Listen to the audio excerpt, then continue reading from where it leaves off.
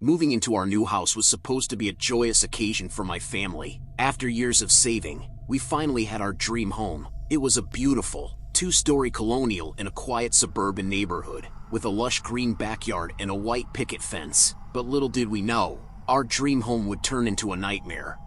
The first few weeks were idyllic. We settled in quickly, painting the walls, arranging the furniture, and making the place truly ours. It was when the novelty began to fade that strange things started happening. My wife, Emily, was the first to notice. She'd hear faint whispers in the dead of night, and sometimes, she'd wake up to find the lights flickering.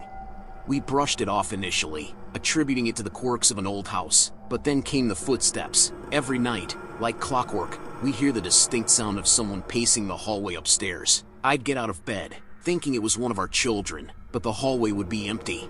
Our children, Lily and Ethan, began complaining about nightmares. They described a shadowy figure that would stand at the foot of their beds. Just watching them, we assumed it was just their overactive imaginations running wild in a new house.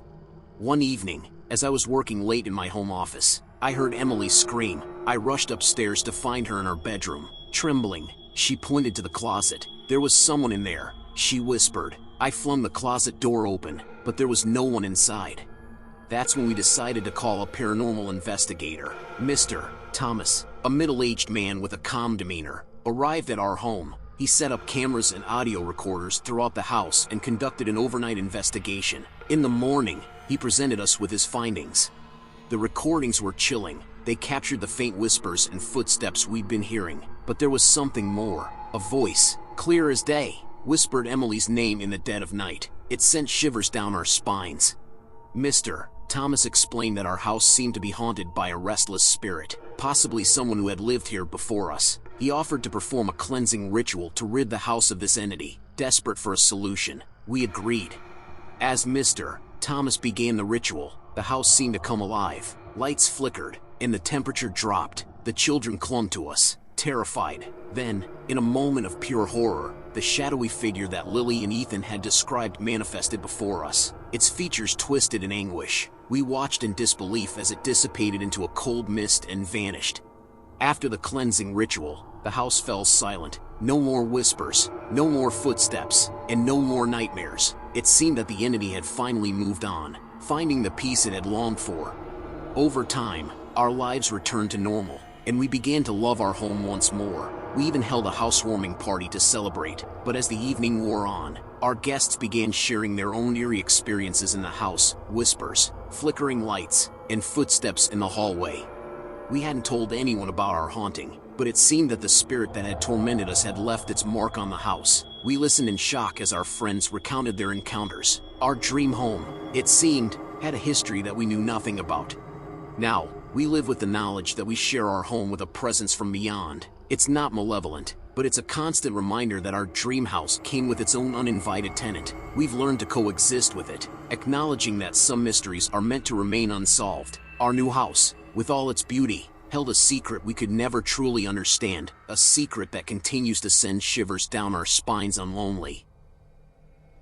The day we moved into Elmwood House was bright and sunny, the kind of day that filled you with hope and excitement. The house, a charming Victorian-era beauty, sat at the end of a quiet cul-de-sac in a quaint little town. My wife, Sarah, and I had been dreaming of owning a house like this for years, and finally, our dream had come true. The first few days were magical. We explored the house room by room, envisioning how we would decorate each one. There was something enchanting about the place, with its creaky wooden floors, ornate moldings, and antique fixtures. It was as if we had stepped into a different time. But our enchantment soon turned to unease. It started with small things, a misplaced set of keys, a door left open that we were sure we had closed. Sarah thought she saw shadows moving in the corner of her eye, and I began hearing strange, faint whispers when I was alone in the house. One night, as we lay in bed, we heard it, the unmistakable sound of footsteps in the hallway outside our room. We both sat up, hearts pounding. The footsteps grew closer, but when I flung the door open, there was no one there, just an empty, dimly lit corridor. Sarah and I tried to rationalize it. We blamed it on the old house, on our imaginations running wild in a new environment. But the occurrences became more frequent and unsettling. We'd wake up to find the furniture rearranged, the curtains drawn, and the temperature in the house would drop dramatically, even on warm summer nights. One evening, as we were having dinner in the dining room, a chilling breeze swept through the room, extinguishing the candles on the table. At that moment, we both felt an overwhelming sense of dread. As if we were being watched, we decided to investigate. We reached out to a local historian, Mr. Anderson, hoping to uncover some history about Elmwood House that might explain the strange happenings. He met us in the town library and began digging through old records. What he discovered sent shivers down our spines. Elmwood House had a dark history. In the late 1800s, it had been the residence of a prominent family, the Davenports. Tragedy struck when their daughter, Amelia, disappeared mysteriously. Her body was never found, and the family was devastated. Rumors of foul play and a curse began to circulate in the town. Mr. Anderson explained that the Davenports had been avid practitioners of the occult, and it was believed that they had dabbled in dark rituals within the walls of Elmwood House. Some townsfolk even claimed to have seen apparitions in the windows late at night. As we listened to this unsettling history, it all began to make sense. The footsteps, the whispers, the feeling of being watched. We had unknowingly moved into a house with a tragic past, a house that seemed to be haunted by the spirit of Amelia Davenport. Determined to find answers, we contacted a paranormal investigator, Dr. Simmons, who agreed to spend a night at Elmwood House. Armed with equipment to detect paranormal activity, he set up cameras and audio recorders throughout the house. That night was one we would never forget. The recordings captured chilling whispers and eerie laughter, and the cameras captured shadowy figures moving through the rooms. Dr. Simmons was certain that we were dealing with a restless spirit, one that had never found peace. He performed a cleansing ritual, hoping to free Amelia's spirit from the torment that bound her to Elmwood House. As he chanted incantations and burned sage, the atmosphere grew heavy, and we felt a presence in the room. The temperature dropped, and then, in a sudden gust of wind, the candles were extinguished. When we relit them, Dr. Simmons assured us that the cleansing was complete. The house grew still, and we no longer heard the footsteps or whispers. Elmwood House had finally found peace. With time, our lives returned to normal, and we came to love the house once more. We even discovered a hidden compartment in the attic that contained Amelia's diary. Reading her words, we felt a deep sympathy for the girl who had suffered so much. Elmwood House had been a place of darkness, but with the cleansing, it had become a place of healing and forgiveness. We often wondered if Amelia had found the peace she had longed for, or if her spirit still lingered, watching over the house she had once called home. As the years passed, we shared our home with the memory of Amelia Davenport, honoring her by preserving the beauty and history of Elmwood House. It was a reminder that even in the darkest of places, there could be light and redemption, a lesson we had learned from the haunting of Elmwood House.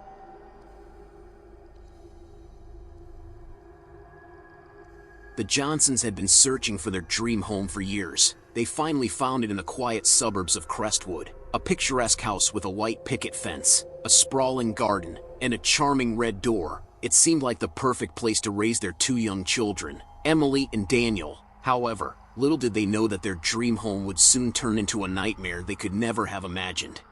The first few weeks in the new house were blissful. The Johnsons settled in, unpacking boxes and making the place their own. The children were thrilled with their new rooms, and for a while, it felt like a fresh start they had all longed for. But as the days turned into weeks, strange things began to happen. It started with small, easily dismissible occurrences, a creaking floorboard in the dead of night, the faint sound of whispers in empty rooms, and shadows that seemed to move on their own. Tom and Lisa shrugged these off as the quirks of an old house, assuring each other that it was just their imaginations playing tricks on them. One evening, as Tom was reading a bedtime story to Emily and Daniel, he heard a soft, almost imperceptible giggle coming from the hallway. He paused, looking around, but saw nothing unusual. He kissed his children goodnight and tucked them in tightly, chalking it up to tiredness. However, the giggles persisted, often accompanied by the sound of tiny footsteps running up and down the hallway. Lisa began to hear them too. One night, after checking on the children, she whispered to Tom, "I think the house is haunted." Tom dismissed the idea at first, but as the days passed, they could no longer deny the growing sense of unease that had settled over their once happy home. The children's laughter began to fade, replaced by fear-filled whispers about the invisible friend they claimed to have. The breaking point came one evening when Tom and Lisa were watching television in the living room. The children were asleep, or so they thought, until they heard Emily's voice calling from upstairs. "Mom, Dad, can you come here, please?" Rushing upstairs, they found Emily and Daniel huddled together, wide-eyed and trembling. "What's wrong, sweetie?" Lisa asked. Emily pointed to the corner of her room. "She's there, Mom, the lady with the long, dark hair. She's angry." Lisa saw nothing but an empty room, but her heart raced. "There's no one here, honey. It was just a bad dream." The children refused to sleep in their rooms that night and instead slept in their parents' bed. Tom and Lisa couldn't shake the feeling that something was terribly wrong. They decided to seek help and invited a local paranormal investigator, Dr. Harrington, to their home. Dr. Harrington arrived with his equipment, ready to investigate the unusual occurrences. He placed motion-activated cameras in the children's rooms and set up audio recording devices throughout the house. As night fell, the Johnsons, along with Dr. Harrington, watched the live feed from the cameras. What they saw chilled them to the bone. In the children's rooms, faint, shadowy figures moved about, casting eerie silhouettes on the walls. The audio recordings captured whispered conversations that sent shivers down their spines. Dr. Harrington was convinced that they were dealing with a malevolent spirit. He performed a cleansing ritual, using sage and incantations to try to rid the house of the unseen presence. As he did so, the temperature in the room dropped, and the lights flickered. The atmosphere grew heavy, and a voice, faint but distinct, hissed, "Get out!" The Johnsons fled the house, leaving behind most of their belongings. They moved into a small rental home, far away from Crestwood, and tried to put the terrifying ordeal behind them. Emily and Daniel slowly began to return to their normal, carefree selves. Months passed, and Tom and Lisa decided to sell the house. They disclosed its troubled history to the real estate agent, who found a family willing to take the risk. The new owners never reported any strange occurrences, leading Tom and Lisa to wonder if the malevolent spirit had finally found peace or if it had simply chosen to reveal itself to their family alone. As they settled into their new life, the Johnsons often looked back on their time in Crestwood, haunted by the memory of the unseen tenant who had turned their dream home into a living nightmare. They knew one thing for certain: some nightmares were all too real, lurking just beneath the surface of the ordinary and the everyday.